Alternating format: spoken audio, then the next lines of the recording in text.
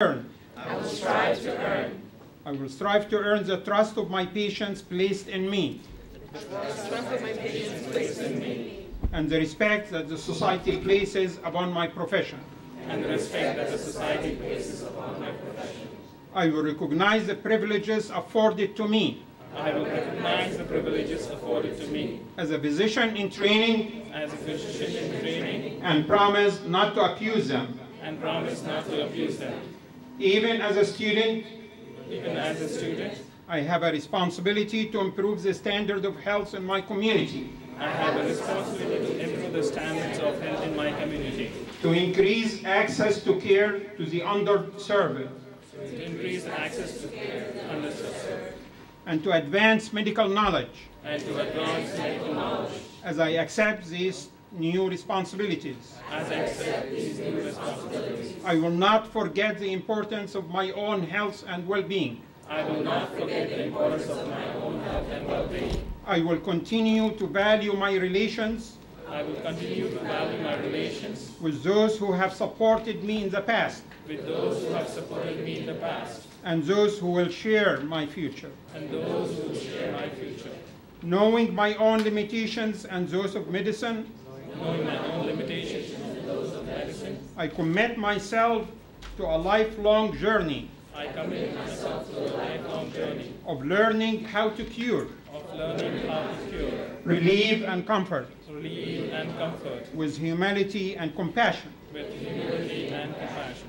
I make these promises I make these promises solemnly, freely, and upon my honor. solemnly, freely, and upon my honor. Please give them a round of applause. No, don't hold back, please. Some of these people come here without family members. Make them feel loved. One large round of applause for them. May 2010.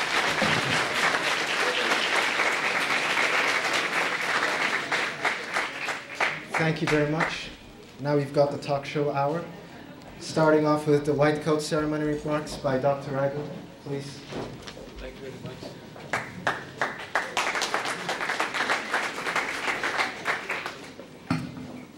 Welcome parents, friends, guests, and most especially students.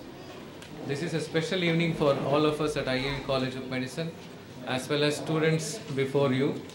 And this is our chance to welcome and congratulate you on the journey you're beginning and to validate your presence among us as learners and as future colleagues. What does that mean to wear the white coat? Let's start with what it means to be a doctor. Being a doctor has been described to being a detective, a teacher, a scientist, and more. You'll become a detective, you'll look for the evidence and collect clues. Your senses will be trained and you'll be able to hear things that others cannot. A subtle art murmur or a pause in speech that indicates some breathing difficulty, or you will have a sense of touch that can feel organs deep in the abdomen that have abnormal growths or tumors. You will have a sense of smell that can detect a hint of acetone on the breath of a patient that may indicate diabetic ketoacidosis, but it's far more than that. You will be a teacher. The very root of the word doctor is from a Latin word, docere, which means to teach. Your patients will want and will need you to teach them what is wrong, what they can do about it, and what you can offer and what to expect. To be a great teacher for your patients, take a hint from nature. The mouth was designed to close, the ears were not. So always listen. But it is far more than being a teacher as well. Because being a doctor is really all about being a servant. Yes, you're moving into the service profession. Our profession is one of the attending to the needs of others. So what does it mean to wear this white coat? It is your uniform, your entry ticket to pursue a noble profession. Not a job, but a calling. It was a patient who taught me that I had 3 ears, one on either side of my head and one in the middle of my heart. Your skills in diagnosis and treatment are markedly improved when you listen with all 3. I thank you for allowing me to share some thoughts with you and wish you joy and happiness in your journey. Thank you.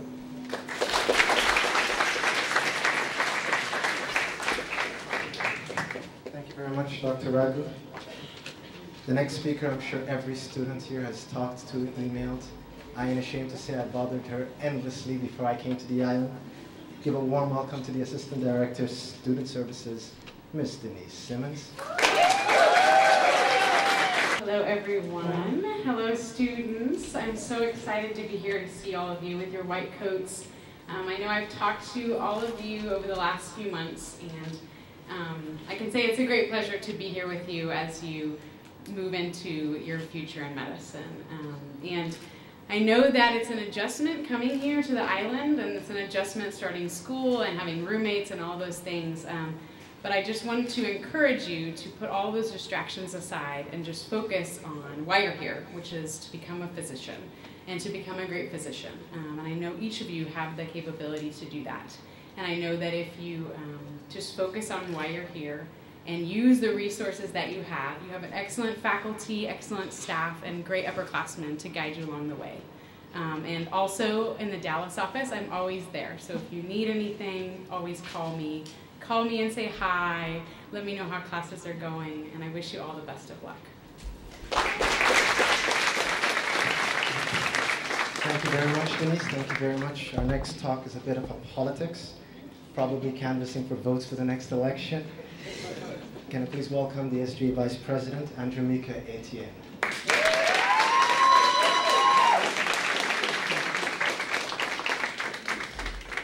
Good evening, everyone. On behalf of SGA, as well as myself, welcome to the 14th White Coat Ceremony.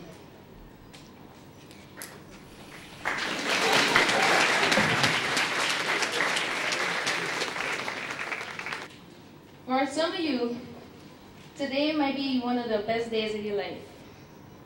But for some of you, 4 months from today, today may only be a memory.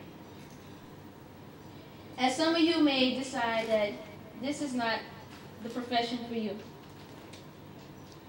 It wasn't until yesterday that I actually thought, oh my God, what am I going to talk about? Like, yesterday I received the news that I had to come up here and deliver this speech. And this is probably one of the hardest speeches that I ever had to give. But it wasn't until today when I was preparing that I actually sat there and I reflected. And I started to think about my days in undergrad. And about 3 years ago, when I was at the University of Louisiana at Lafayette, it was my senior year. And I'll never forget, it was October 15th that I thought my world was going to end. I had passed so much trouble that I had no idea where to turn. I had no idea where to look but up. And I went home literally in tears because it was the day I found out I was going to graduate. But it was the same day I found out that I had lost my scholarship on the team. And I went home in tears and I never cried, and I told my mom, I don't know what to do. And she looked back and she said, keep going. And at the same time, 2 weeks prior, I had just applied to Emory. And in the midst of crying, I'll never forget, I opened the email, and I had received word from the coaches that they had accepted me on their team, as well as I received word from the university that I had got accepted, as well as they had given me a scholarship. And I had to sit there and think about what I wanted to do. And I realized that even though I was at the end and I was graduating, there was something more. And I left. I lost all my credits. I had no idea where Emory was, but in Atlanta. And I had no idea where to go and where to turn. I threw some clothes in a trash bag and I left. And when I made it there, I had no idea who the coach was because I had only seen him on the internet. And they had drew me a picture of how to get to the coach's office on the back of an old piece of paper. I'll never forget it. I walked in his office and he said, "Kid, I've been waiting for you." And I was like, "Coach, I can't do this. I'm out of shape. Like, I haven't ran."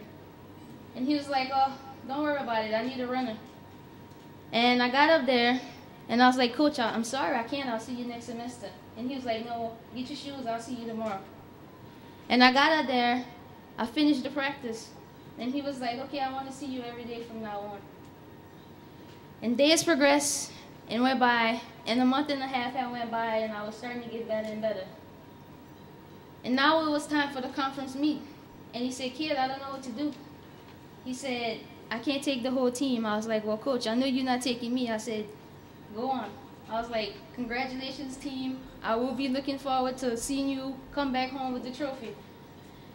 And a couple of hours later, he posted up the sheet of who was going. And my name was on the top 3 of that list. And I made it there. We went to Chicago, and I ran the first race, and I ran horribly. About an hour later, I ran the second one, and I ran horribly. I was out of the meet altogether. But it was expected because I wasn't fully in shape. And I never forget, I went home, I was quite sad because all my teammates were doing pretty well. And I told my mom if I can only have one more chance. I said, man, I would try and break my leg around the track. So we got there the next day, and I continued to watch my teammates and cheer them on. But in the inside, there was something missing. And I continued to cheer and cheer. And about 10 minutes before the last race, coach came to me and he said, kid, put your shoes on. And I was like, what you talking about? He's like, you have to run a race. He's like, don't worry about it, just have fun. And I was like, oh goodness, I just asked, man. I was like, I hope I don't break my leg around the track, like, jeez. And so I get ready in 10 minutes, and I was the 3rd runner on the relay, and they handed me the baton. And I was like, coach told me just have fun. Like, I shouldn't worry about this. And I'll never forget, as I turned the curve, I see one of my teammates, and she was yelling at me, go. And we was in 5th place out of the 6 teams, and we had a 150-meter gap in between the 5th place and the 4th place runner. And I took the baton, and I don't remember the race because it was pretty much a blur. But I just remember a lot of people screaming. And by the time I got to the end, I never knew how I was going to finish. And then about 60 meters into the race, there was a kid from another school, and she was cheering for me. She was like, I don't know who you are, but run. And I'm like, why is she cheering for me? That's not right. And so I continued to run. And when I got to the end, I handed off the baton. And coach and a couple of other teammates came and they picked me up. And he was like, good job. And everybody was cheering. And I still had no idea what was going on. But it wasn't until the end that I realized that I had been chased down 3 of the 4 people were running in front of me, as well as closed up a 150-meter gap. And no matter how the race ended when I handed off to the last person, when at the end of the day, coach came to me and he said, Mika, I never imagined this happening. I just threw you in there. He was like, from now on, I realized that it's all up here. Everything you do from here on out is mental. And by the time we made it back to Atlanta, I had a award waiting for me because I had done made all conference. And as I sat back and thought about that day today, I realized that it was all mental. Indeed, I may have made all conference, and I may have got kicked off the team at the prior school. But there's nothing that could have held me back but me. And today, as I stand up here, I adopt all of you as my teammates. Today, I pass on a baton that represents courage, strength, friendship, hard work, but most importantly, patience. As you look at the person on the side of you, today is going to be a day that you may make some of the best friends of your life, but always keep them as your teammate. Always remember that baton that's in your hand. There's going to be some nights where it's going to be hard. You're going to want to go to sleep and you're going to be tired. But remember what the baton represents. Not only do I adopt you as teammates, I'm your teammate. If there's any help that you shall need, I'm pretty sure that everybody else in this class, as well as myself, will be more than happy to help you. But set a goal and remember what's in front of you. And from there, you can't go wrong. Success is only to follow. Thank you.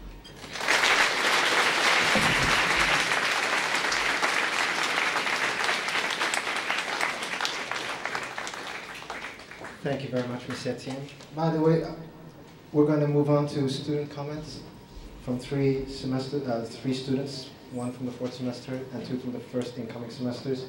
We will start with Chi-Chi from semester 4. Please give her a welcome. Good evening, everyone. My immeasurable thanks goes to members of IAU Corporation and Board of Overseas, the Dean of Basic Sciences, members of the faculty, parents, and my fellow colleagues. My indispensable honor goes to the CEO of this school, who has made everything possible for the students of IAU.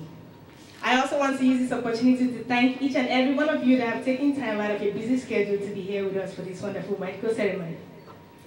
Without missing word, I would like to welcome back the old students. You are all welcome. On behalf of the upperclassmates, I want to say congratulations and welcome to IAU to the new students. For you to achieve any aim in life, you have to first of all consider your goals. We all have considered the goals of becoming medical doctors in the future, and we have to work for it. This school has given so many of us opportunity to realize our dream. They have given us a second opportunity in life to become exactly who we want to be. We have good professors, good counselors, and mentors. You can make good use of them as long as you need them. The future belongs to those that prepare for it today. Don't let fear deprive you of your priority. In the midst of so much challenges and intelligence, in the midst of so much energy, medicine can be so hard and difficult, but only those who are devoted, only those who work hard can make it. We have to join our hands together with the faculty and members of IAU Corporation to make the school a place of excellence, promoting health in spite of our diverse culture. We have to work as a team to give sense of belonging to the sick, hope to the hopeless, and assume the role of leadership. At the same time, we have to make IAU a place where people from different walks of life can embrace one another's ideas and knowledge without fear or favor. I want to encourage you to work hard. The only way out in medical school is hard work, time management, courage and perseverance. There's no way out of it. You have to make it. I know you are here to make it. You have come all the way to this place, and you'll make it. Thank you very much.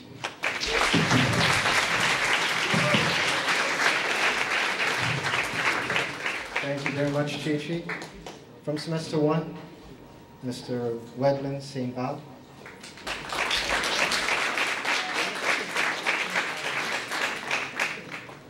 If you were to go back, let's say 2 years ago, and I'm going to talk on behalf of us here, the students, basically, since we haven't been here for a long time.